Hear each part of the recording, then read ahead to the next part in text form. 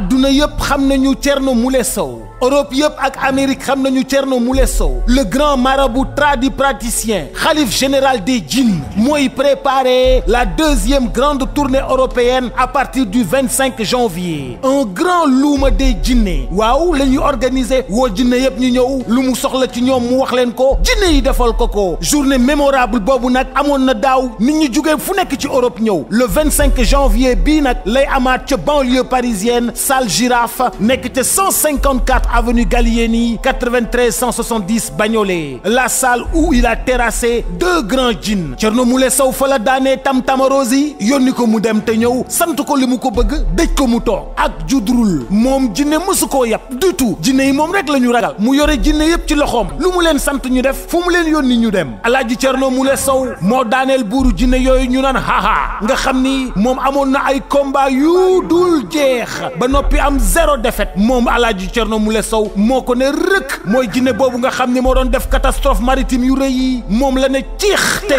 dëj ko daaneel ko yónni ko yabal ko dugal ko ci ruq mu toog lu mu ko wax mu def Thierno Moule Sow mooy terreuru jinne yi El Hadj Thierno Moule Sow solution le monde pour toute l'humanité ñëpp la bëgg a jàppale ñëpp la bëgg a gunge ñëpp la bëgg a suturaal ñëpp la bëgg a dimbali mi ngi ñëw Europe le 25 janvier war a dem Arabie Saoudite ñu koy solliciter partout en Europe ñëpp war a ñëw ñu koy solliciter partout ci dëkku arabe yi consultation bi 100 € la pour adulte 50 € pour enfant képp ku bëgg sa aajo faju rendez-vous baa ngoog le 25 janvier ci salle Girafe woote leen ci numéro bi réservé 33 69 81 89 616 wala 44 753 146 10 50 wala 00221 78 781 62 40.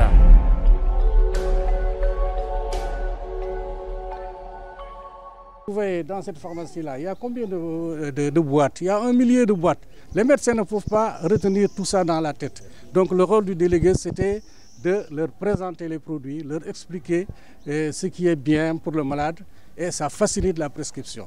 Donc elle a déjà appris la communication. Et ça, c'est tellement important dans le conseil en pharmacie. Recevoir un malade qui vient avec une ordonnance, il a le stress, il est fatigué, il pense à son malade, mais il pense à sa poche aussi. Donc il y a une façon de recevoir celui qui vient acheter le médicament. Et je pense que vous ne regretterez pas, vous allez vraiment bénéficier des conseils de Dr Ndeye Fatou Niang qu'il a quand même appris, qu'il a pratiqué sur le terrain. Donc c'était vraiment ce que je devais apporter. Le groupe Profarmed soutient jusqu'à présent Dr Ndeye Fatou Niang parce que si ce n'était pas une installation, il n'allait pas nous quitter.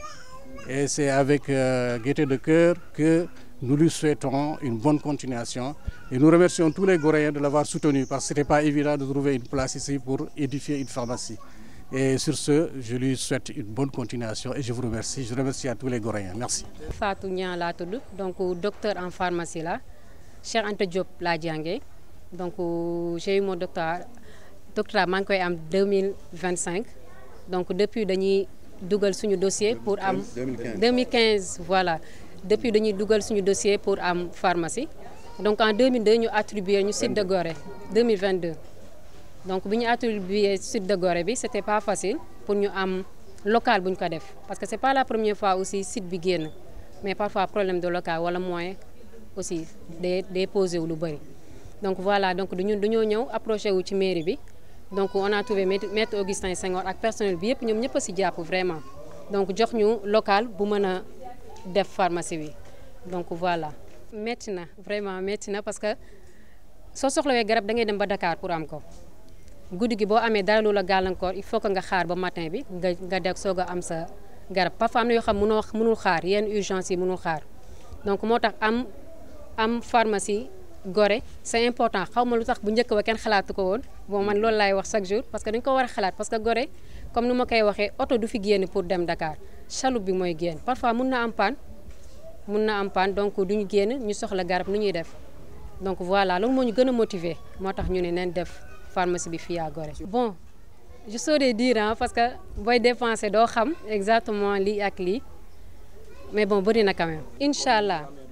allah comme ni ma ko waxee grossistes yi fournir Dakar ñoom ñooy fournir à Gorée donc ñu ngi liggéey ak instant yi ak benn grossiste bu tudd Diopharm ci cadre grossiste moom moo ñu accompagner pour tout ce qui est médicaments yi ngeen fi gis donc moom moo ñuy accompagner lu muy jox waa Dakar moom lay jox waa Gorée donc amul benn différence bu ci am. askanu Gorée comme ni ma leen ko waxee pharmacie bi ñoo ko moom pharmacie bi pour ñoom la parce que pharmacie ñun dëkkuñu Gorée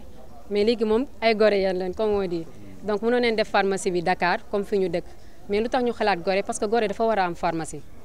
voilà donc pour wax leen juste que ne pharmacie bi ñoom ñoo ko moom jaratul ñuy dem ba Dakar pour am yenn garab yi garab bu ñu soxla bu ñëwee ci pharmacie bi bu nekkul en rupture dina disponible incha allah. mbégte bu rëy la waa Gorée yëpp am waa askanu waa Gorée kilifa yi fi nekk muy kilifa diina yi parce que sànq l'abbé bi ñëw na fi sœur baa ngi fi woon proviseur Mayama directeur poste Gorée ak yeneen kilifa muy conseillers municipaux yi muy délégué de quartier yi waa ak askanu waa Gorée yëpp. ñëw nañ fi tey daje fii ci li nga xam ne mooy ubbite pharmacie de l'île de Gorée bi nga xam ne docteur Ndeye Fatou Niang moo ko sànc fii mu nekk guléet nag parce que Gorée ñëpp xam nañ ko si diggu ndox la nekk mu nekk si diggu ndox mu nekk lu jafe lépp lu ñu soxla ñu am ko yenn service yi gën a yomba si gox-goxaan yi mag yi comme Dakar si capitale yeeg si ville yi ñun fii amuñu ko lépp Dakar lañ koy wuti donc tey mu indil loo xam ne moo gën a am solo si bakkanu nit muy lan ku feebar nga am foo mën jëndee ay garab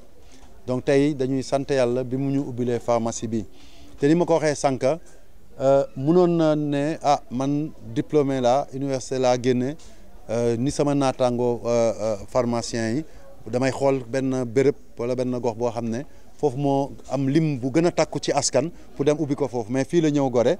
mu nekk nag loo xam ne lu am solo la tey ubbite bi gis nañ ko mu defal ñu pharmacie bu yànja vraiment man tey en tant que maire ak Gorée yëpp dañu kontaan ci loolu mais li ci gën a am solo mooy njëriñ bi mu ñuy amal njëriñ bi muy amal waa Gorée yi fii di yeewu yeneen xale yi ak liggéeykat yi jugee Dakar di fi yendu mais aussi gan yu bare xam nga Gorée li ñuy wax suñuy lim ñi fi dëkk dañu naan Gorée de si dëkkuwaay barewuñu 2000 habitants lañu maanaam ñaari junni nit lañu mais bu ñuy xalaat at bu nekk nit yi fi wàcce di fi teg seen tànk ñu nekk ay junni nit ñooñu ñëpp di ñëw ku nekk ak sa jàngoro léeg-léeg sax mën nga ñëw ba fii jàngoro dap la bu amul woon pharmacie boo feebaree da ngay kii ñu évacuer la ba Dakar wala nga dem ba Dakar jënd garab loolu dina jël ñetti waxtu balaa ngay am garab bi nga soxla fekk mu nekk urgence donc loolu bu fekkee ne lii am na te day dalal xel yi agence de tourisme yi touristes yi seen bopp bu ñu xamee ne fii jumtukaay bi nga xam ne comme pharmacie la am na fi donc loolu moo tax mooy soloy ubbite bi ñu koy rafetlu moo tax sànq ma ne ko docteur yow waroo gërëm waa Gorée wala mairie Gorée ñun ñoo la amel ngërëm bu amul ab parce que li nga def ñun nga ko defal te dinañ ko ne di ko jàppale xëy na mairie bi jàppale ne jox ko suuf bi nga xam ne foofu la def li nga xam ne mooy dalal tey pharmacie bi mais lépp loo xam ne ay facilité la maanaam yombalal ko liggéeyam dalukaay bi fi ak yëpp dinañ ko def léegi moom Goréen la defal nañ ko carte chaloupe ak yëpp mais daal si liggéey te tam damay oote fii waa Gorée yëpp ñu ñëw fii di jënd garab ku ñëw Gorée tam nañ ko ne mu jënd fii di ko xelal sax ne xëj na bu fekkee ne moom day umbi weekend sax dina ko gis sax ay ñu jugee Dakar ñëw fii jënd garab parce que bu fekkee dañ ko soxla donc loolu yëpp ñun daal mooy ngërëm biñ ko amel ak farlu bu ñu nekk pour fexe maanaam pharmacie bi gudd fan gën a am doole ba nga xam ne investissement yi mu ci def ci kopparam si boppam mën a jur leneen lu ëpp njortam moom ci boppam ñu koy gërëm di ko sant. Vous voyez dans cette pharmacie-là, il y a combien de boîtes? Il y a 1 millier de boîtes. Les médecins ne peuvent pas retenir tout ça dans la tête. Donc le rôle du délégué, c'était de leur présenter les produits, leur expliquer ce qui est bien pour le malade et ça facilite la prescription. Donc elle a déjà appris la communication. Et ça, c'est tellement important dans le conseil en pharmacie. Recevoir un malade qui vient avec une ordonnance, il a le stress, il est fatigué, il pense à son malade, mais il pense à sa poche aussi. Donc il y a une façon de recevoir celui qui vient acheter le médicament. Et je pense que vous ne regretterez pas, vous allez vraiment bénéficier des conseils de Dr Ndeye Fatou Niang qu'il a quand même appris, qu'il a pratiqué sur le terrain. Donc c'était vraiment ce que je devais apporter. Le groupe Profarmed soutient jusqu'à présent Dr Ndeye Fatou Niang parce que si ce n'était pas une installation, il n'allait pas nous quitter. Et c'est avec gaieté de cœur que nous lui souhaitons une bonne continuation. Et nous remercions tous les Goréens de l'avoir soutenu parce que ce n'était pas évident de trouver une place ici pour édifier une pharmacie. Et sur ce, je lui souhaite une bonne continuation et je vous remercie. Je remercie à tous les Goréens. Merci. Fatou Niang laa tudd, donc docteur en pharmacie là, Cheikh Anta Diop laa jàngee. Donc j'ai eu mon doctorat maa ngi koy am 2025. Donc depuis dañuy dugal suñu dossier pour am 2015 voilà. Depuis dañuy dugal suñu dossier pour am pharmacie. Donc en 2002 ñu attribué ñu site de Gorée 2022. Donc bi ñu attribué site de Gorée bi c'était pas facile pour ñu am local bu ñu ko def parce que c'est pas la première fois aussi site bi génn mais parfois problème de local wala moyen aussi day posé wu lu bëri. Donc voilà, donc dañoo ñëw approché wu ci mairie bi. Donc on a trouvé maître Augustin Senghor ak personnel bi yëpp ñoom ñëpp a si jàpp vraiment. Donc jox ñu local bu mën a def pharmacie bi. Donc voilà. Metti na vraiment metti na parce que soo soxlawee garab da ngay dem ba Dakar pour am ko. Guddi gi boo amee dara lu la gàllankoor il faut que nga xaar ba matin bi nga deg soog a am sa garab parfois am na yoo xam mënul xaar yenn urgence yi mënul xaar. Donc moo tax am pharmacie Gorée c'est important xaw ma lu tax bu njëkk ba kenn xalaatu ko woon bon man loolu laay wax chaque jour parce que dañ ko war a xalaat parce que Gorée comme ni ma koy waxee oto du fi génn pour dem Dakar chaloupe bi mooy génn parfois mun na am panne donc duñu génn ñu soxla garab nu ñuy def donc voilà loolu moo ñu gën a motiver moo tax ñu ne nañ def pharmacie bi fii à Gorée. Bon je saurais dire parce que booy dépenser doo xam exactement lii ak lii mais bon bëri na quand même incha allah comme ni ma ko waxee. Grossistes yi fournir Dakar ñoom ñooy fournir à Gorée donc ñu ngi liggéey ak instant yi ak benn grossiste bu tudd Diopharm ci 4 grossistes yi moom moo ñu accompagner pour tout ce qui est médicaments yi ngeen fi gis donc moom moo ñuy accompagner lu muy jox waa Dakar moom lay jox waa Gorée donc amul benn différence bu ci am. Askanu Gorée comme ni ma leen ko waxee pharmacie bi ñoo ko moom pharmacie bi pour ñoom la parce que pharmacie ñun dëkkuñu Gorée mais léegi moom ay Goréens leen comme on dit donc mënoon nañ def pharmacie bi Dakar comme fi ñu dëkk mais lu tax ñu xalaat Gorée parce que Gorée dafa war a am pharmacie.